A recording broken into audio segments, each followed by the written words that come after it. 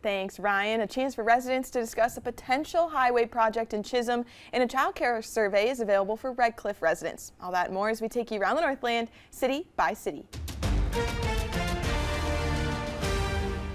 We start in Superior, where the city was honored for its work fostering arts and creativity in the community. The Superior Public Art Commission was chosen for the 2024 Creative Champions Award from the League of Wisconsin Municipalities. The award is given from the Create Wisconsin program.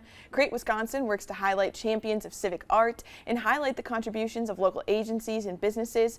Representatives were able to collect the award during the annual conference held in late October. Next, we head to Chisholm for a public meeting next week. MnDOT will host the meeting next Tuesday, November 12th at the Senior Center. Residents are invited to provide feedback on the Highway 73 corridor study. The study looks at safety, pedestrian bicycle needs, and traffic accessibility. Input will be used to better understand needs in the community. No specific project is planned at this time. And as always, additional meeting material will be posted online.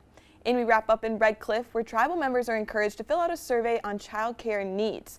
The Red Cliff Child Care Task Force wants to know more about the specific needs that families have. Residents who take the survey will help the group learn more about needs and how they can provide aid.